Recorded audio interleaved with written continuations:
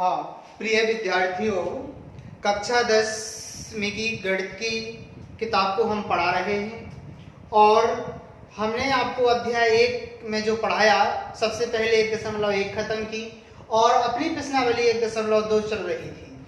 तो आज हम अपनी जो 1.2 प्रश्नावली चल रही थी उसमें हमने आप लोगों को भाग 1 पढ़ा दिया था, यानी आधी प्रश्नावली खत्म हो चुकी थी। 3 सवालों तक के हमने प्रश्न पढ़ा दिए थे सारे। आज हम आप सभी को चौथा प्रश्न से लेके पूरी प्रश्नावली खत्म कर रहे हैं। और यदि आप हमसे पहली बार जुड़े हैं तो सबसे पहले आप हमारे चैनल को सब्सक्राइब करो और वीडियो को लाइक करो, जिससे हम आपको बेहतर से बेहतर शिक्षा दे पाएंगे। तो चलिए प्यारे विद्यार्थियों, जो अपनी 10वीं की मैथ है 1.2 है उसको खोलते हैं और पढ़ते हैं। सवाल है अपना चौथा सवाल है। सबसे पहले चौथे सवाल को लिख लेते हैं हम। उसमें लिखा है HCF, जो HCF है 306 और 657 बराबर 9। और जो LCM है वो 306 और 657 बराबर अपन से पूछा गया, ज्ञात करो। सवाल है अपना, सबसे पहले ये अपन को दिया है और एलसीएम अपन को ज्ञात करना है।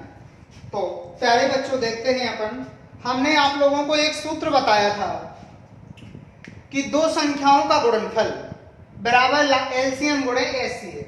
देखिए संख्याएं हैं अपनी 306 और 657, इनका जो एचसीएफ यानी मासा है वो है 9 और 306 और 657 का जो एलसीएम है वो हमको ज्ञात करना है। तो सबसे पहले हम ये लिख लेंगे इस प्रकार से। सवाल समझ लो, सॉल्व कर रहे हैं हम पेपर में। चौथे सवाल को आप इसी प्रकार से लिखेंगे। सबसे पहले ये दिया है गणित में से लिख लिया अपन ने, एक ज्ञात करना ये भी लिख लिया। अब अपन लिखेंगे सूत्र होता है अपना दो संख्याओं का गुणनफल, दो संख्याओं का गुणनफल बराबर HCF गुणे LCM। ये अपना सूत्र होता है।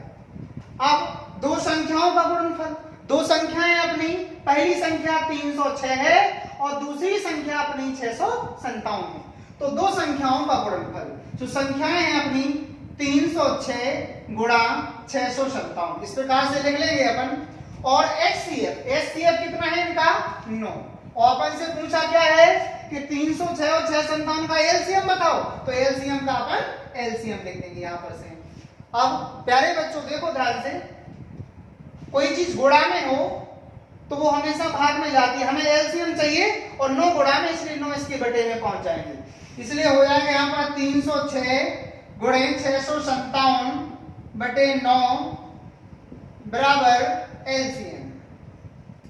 अब अपन भाग दे लेते हैं। 9 से अपन 306 को काटते हैं। 9 3 27, 3 बार गया, बचे 3 अंक ले ले, 9 चौको 36, ये बचे अपने 34। कितने बचे प्यारे बच्चों 34 गुणा 657 बराबर एलसीएम। अब प्यारे बच्चों 9 से अपन ने 306 को काटा तो 34 बार हमारा भाग गया और 34 का गुणा अपन 657 में कर देंगे तो हमारा एलसीएम आ जाएगा। चलिए दो संख्याओं का गुणा है, हम करके देख लेते हैं। यहां पर 657 गुणे 34, क्योंकि हमें 34 का पहाड़ा 657 बार नहीं आता है, इसलिए ना 657 का हमें 34 बार आता है। तो जो हम जैसे गुणा करते हैं वैसे कर लेते हैं। तो 7 चौको 28 की 8 हासिल आई 2, 5 चौको 20 और 2 22 हासिल 2, 6 चौको 24 और 2 26, 7 की 21 की 1 हासिल आई 2, 5 की 15 और 2 17 की 7 हासिल आई 1, 6 की 18 और 1 19। जोड़ लो अपन, 8 की 8, 2 1 3, 6 और 7 13 की 3 हासिल 1, 3 और 9 12 की 2 हासिल 1 यानी 2। ये हो गया अपने 22,338। तो ये आ गया अपना 22,338 बराबर LCM। अगर आंसर गलत होगा तो हमारा गुणा ही गलत होगा और उसमें कोई गलती नहीं है। जी अपना आंसर हो गया। लास्ट में आप लोग अतः भी लगा देना, अतः लिख देना, अतः LCM 306 657 बराबर, यहाँ पर आप लोग लास्ट में अतः लिख देंगे जब नीचे आएगा, यहाँ से ऐसे लिख लेंगे अतः, नीचे हमें ही लिखने दे, आप नीचे लिख देना अतः LCM 306 और 657 बराबर 22,338। हमने गुणा करके देख लिया था, पीछे रफ पेज पर अपन गुणा कर लिया करेंगे और इस प्रकार से अपना ये सवाल हो गया। मुझे आशा है सभी विद्यार्थियों को जरूर सवाल पूरा समझ में आया होगा। तो चलिए विद्यार्थियों, हम चौथा सवाल मिटाते हैं। आपने नोट कर लिया होगा और समझ भी लिया होगा। आप पहले वीडियो को देख लिया करें और फिर बाद में बैठा करें, साथ में गणित खोला करें और पूरा देखा करें आप अच्छे ढंग से, तभी आपको पूरा वीडियो समझ में आएगा और आपकी प्रश्नावली क्लियरिटी होती जाएगी। चलिए अगला 5वां सवाल अपना लिखा है। एग्जाम्पल के सवाल आप लोग खुद लगाओ। अगर ये आधार पे कोई एग्जाम्पल में सवाल है तो आप तुरंत लगा लो। चलिए प्यारे बच्चों, सवाल लिखा है, जांच कीजिए कि क्या किसी प्राकृतिक संख्या n के लिए संख्या 6 की पावर n अंक 0 पर समाप्त हो सकती है। उसमें ये पूछा गया है 5वें सवाल में कि 6 पे घात n है और 6 पे घात n है, तो इसका ये कभी 0 पर समाप्त हो सकती है। ये अपन से पूछा गया है सवाल, आप लोग गणित से नोट कर लेना। अपन से इतना पूछा गया है कि 6 पे घात n है और यदि इसको हम और गुणनखंड करेंगे इसके, तो ये कभी 0 पर समाप्त हो सकती है। तो प्यारे बच्चों, ऐसा एक ही गुणनखंड, एक ही दो गुणे, देखो सबसे पहले 6 के गुणनखंड होते हैं, अपन लिखेंगे 6 के गुणनखंड करने पर गुणनखंड आ जाएंगे अपने 2 गुणे 3 और इसकी पावर n। अब प्यारे बच्चों बताओ, 3 दूनी 6, ये कैसे हो रहा?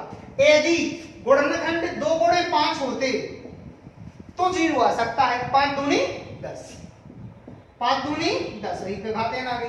लेकिन यहाँ पर 6 है, यदि 10 होता तो उसका लास्ट में 0 आ सकता था, क्योंकि 5 दूनी 10 आ सकता था। लेकिन अपन लिख देंगे चूंकि 6 की पावर n के गुणनखंड 2 गुणे 5 की पावर n के रूप के नहीं है, अतः अपन से क्या कहा था? अतः पूछा गया था समाप्त हो सकती है। जांच कीजिए कि क्या किसी प्रकार संख्या 6 की पावर n अंक 0 पर समाप्त हो सकती है। तो अपन लिख देंगे अतः 6 की पावर n 0 पर समाप्त नहीं हो सकती है। अतः 6 की पावर n की संख्या 0 पर समाप्त नहीं हो सकती है। क्यों नहीं हो सकती है?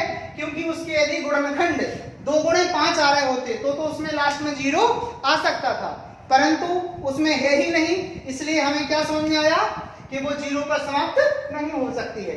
तो प्यारे बच्चों, मुझे आशा है आप इसे इसी प्रकार से नोट कर लेना और आप लोग समझ लेना। चलिए अगला अपना जो 6वां सवाल है, 6वां सवाल 2 नंबर में कई बार पूछ लिया गया है। 6वां सवाल मुश्त है और 6वें सवाल को ध्यान से समझना सभी स्टूडेंट्स। 6वां सवाल लिखा है अपना, आप लोग गणित में देखते जाओ। 6वां सवाल है अपना, व्याख्या कीजिए कि 7 गुणे 11 गुणे 13 प्लस 13 और 7 गुणे 6 गुणे 5 गुणे 4 गुणे 3 गुणे 2 गुणे 1 गुणे प्लस 5 भाज्य संख्याएं क्यों हैं? आखिर भाज्य संख्या कौन होती है? तो प्यारे बच्चों, पहले भाज्य संख्या समझ लो आप लोग। भाज्य संख्या कौन है और कौन नहीं है, तो पहले तो ये समझने की जरूरत है। अगर जैसे कि 4 है, चलो माना कि 10 ले लिया अपन ने और 11 ले लिया। अब प्यारे बच्चों, 10 को अपन काटेंगे तो 2 5 10 और 5 एकम 5, और 11 को काटेंगे तो 11 एकम 11। यदि गुणनखंड, अब इसके गुणनखंड हो गए 2 गुणे 5 और 11 के का हो गए 1 गुणे 11। अगर किसी संख्या का गुणनखंड एक के अलावा और कुछ है, जैसे इसका तो लो एक के अलावा, एक है नहीं इसमें, तो एक के अलावा और कुछ भी है, संख्या का गुणनखंड एक के अतिरिक्त, उस संख्या और एक के अतिरिक्त और कुछ है तो भाज्य है, भाज्य है। और जो संख्या स्वयं से कटती है वो हमेशा अभाज्य में आ जाती है। तो प्यारे बच्चों, जो 11 है ये अभाज्य क्यों है? क्योंकि इसके गुणनखंड सिर्फ एक ही है संख्या के अलावा। और 10 भाज्य क्यों है? क्योंकि इसके एक के अतिरिक्त अन्य गुणनखंड है, इसका सिर्फ एक ही गुणनखंड है, एक और वही संख्या, और इसके एक के अतिरिक्त अन्य गुणनखंड है 2 गुणे 5, तो इसलिए भाज्य है। तो चलिए, अगर गुणनखंड वही संख्या और एक आएगा तो वो अभाज्य होगी, और यदि वही की वही संख्या आएगी और अन्य गुणनखंड उसके होंगे तो अपन लिख देंगे भाज्य। तो सबसे पहले अपन लिखेंगे माना, उसमें 2 संख्याएं दी हैं, माना पहली को अपन ए मान लेते हैं, ए बराबर 7 गुणे 11 गुणे 13 प्लस 13। यदि आपको वीडियो कहीं दिखे नहीं तो हमारी आवाज जरूर आपको समझ में आएगी, आवाज को आप पहचान करके सवाल लिख लेना। 7 गुणे 11 गुणे 13 प्लस 13 पहली संख्या दी है, और इसको बताना है भाज्य है या अभाज्य। तो चलिए प्यारे बच्चों, हम सॉल्व करते हैं। ए बराबर, सबसे पहले यहाँ पर 13 डबल बार है इसलिए 13 को कॉमन ले लिया अपन ने। अब 7 गुणे 11 गुणे 13 एकम 13 एक आ जाएगा यहाँ पर, क्योंकि 13 तो भाग गया, और प्लस 13 एकम 13 एक, क्योंकि 13 का भाग अंदर चलाएगा, 13 एकम 13 एक, और प्लस का प्लस 13 एकम 13। अब कोष्टक को अपन हल कर लेते हैं, गुणा कर लो, प्लस को ही जोड़ दो, 11 सा 77 एकम 77, 77 में एक जोड़ दो तो हो जाएंगे 78, तो 13 गुणे 78। अब प्यारे बच्चों बताओ, इसके जो गुणनखंड हैं वो संख्या और एक के अतिरिक्त अन्य गुणनखंड हैं, तो अपन लिख देंगे, चूंकि यहां पर एक के अतिरिक्त अन्य गुणनखंड है, इसलिए यह भाज्य है। भाज्य है, भाज्य क्यों है? क्योंकि 78 और कट सकते हैं, 13 को तो मान लेते 13 एकम 13, तो ये तो अभाज्य हो जाती, लेकिन 13 है और साथ में 78 भी कट जाते हैं, तो अपन लगे यहाँ पर एक के अतिरिक्त अन्य गुणनखंड है, इसलिए यह भाज्य है। और अगर 13 और 1 होता तो अपन अभाज्य लिख देते कि एक ही है उसमें। तो चलिए, ये वाला होगी पहली स्टेप। अब इसी सवाल की दूसरी स्टेप लिखी है, उसको भी हम बताएंगे आप लोगों को। अपन फिर पुनः देखो, फिर इसमें देखो पुनः माना, अब बी बराबर मान लो, बी बराबर लिखा है उसमें 7 गुणे 6 गुणे 5 गुणे 4 गुणे 3 गुणे 2 गुणे 1 प्लस 5, ये लिखा हुआ है अपना, और इसको भी बताना है भाज्य है या अभाज्य। तो देखिए प्यारे बच्चों, सबसे पहले इसमें डबल बार कौन सी संख्या है? 5 है। देखो आप लोग, तो 5 को, वहां पर 13 डबल बार थे, यहाँ पर 5 डबल बार है, तो 5 को अपन कॉमन ले लेंगे। तो b बराबर 5 अपना जब कॉमन आ जाएगा तो यहाँ क्या बचा? 7 गुणे 6 गुणे 5 एकम 5, क्योंकि जो संख्या कॉमन आ गई उसको भाग दे दिया जाता है, गुणे 4 गुणे 3 गुणे 2 गुणे 1 प्लस 5 एकम 5। अब अंदर वाले कोष्टक को जैसे हमने वैसा पिछला किया था वैसे इसको कर लो सभी लोग। तो b बराबर 5 और इनका गुणा कर लो सबका। कैसे करते हैं गुणा? इनका गुणा एक को जोड़ देना है। देखें, 3 दूनी 6, 7 छंग 42, 7 छंग 42, और एक इन तीनों का कर लो गुणा, 7 छंग 42 एकम 42, इनका कर लो, इन तीनों का एक गुणा कर लो, 4 3 12, 12 दूनी 24 प्लस 1।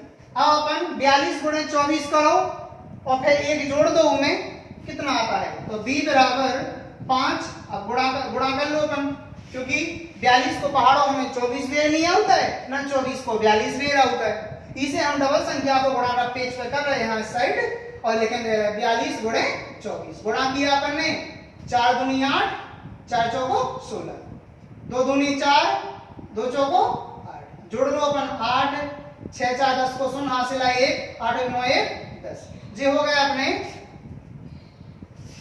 1008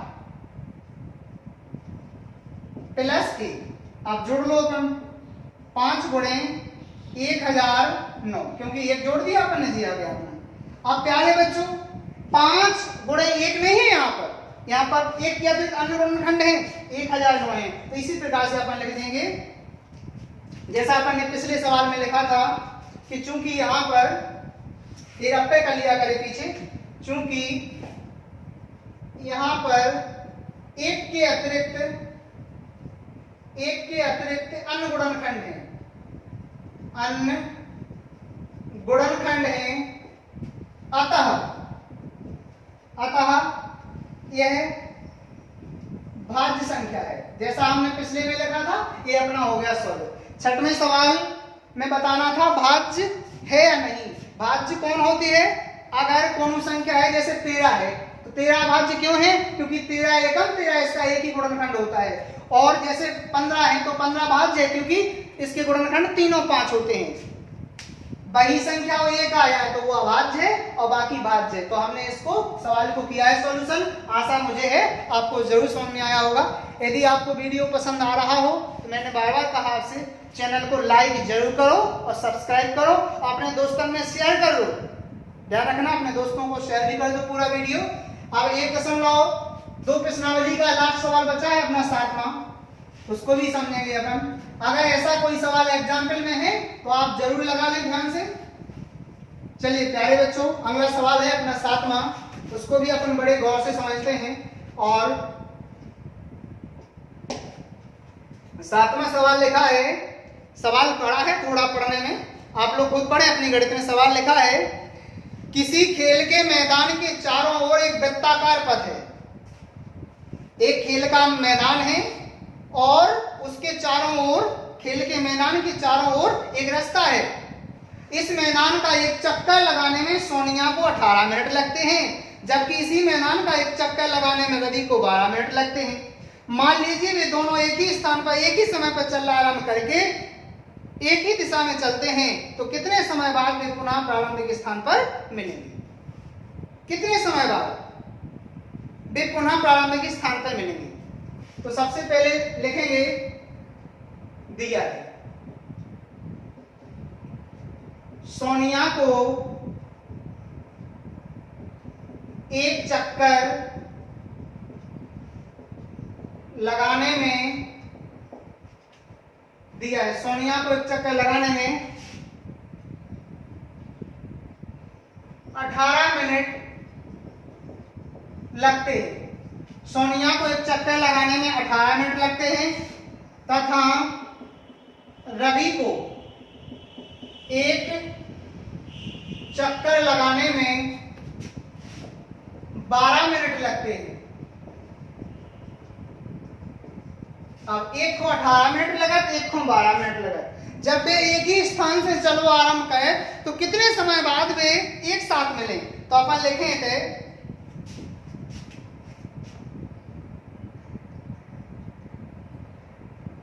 वे पुनः प्रारंभिक स्थान पर कब मिलेंगे? तो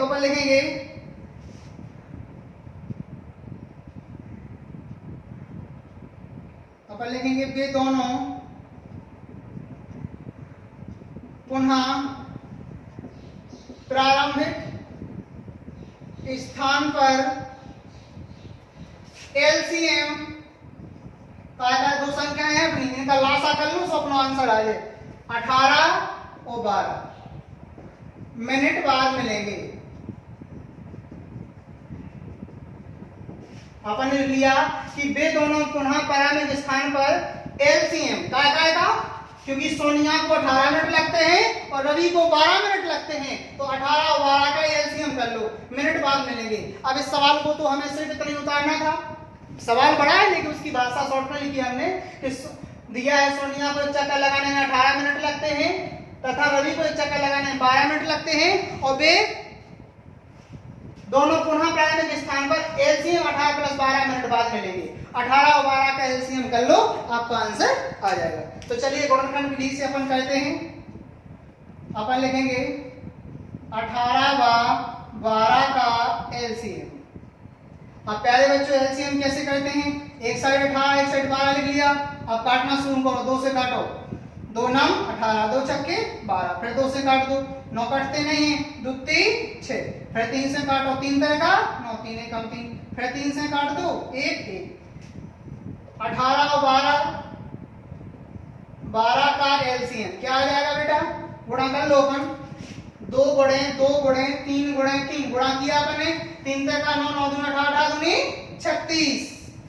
तो लास्ट में आप लोग लिख देना, यहाँ पर मैं लिख रहा यहाँ पर कि लास्ट में लिख देना अतः वे दोनों पुनः प्रारंभिक स्थान पर एलसीएम 18 12 मिनट बाद मिलेंगे। तो अपन लिखेंगे क्या? अतः वे दोनों प्रारंभिक स्थान पर एलसीएम कितना आया था अपना?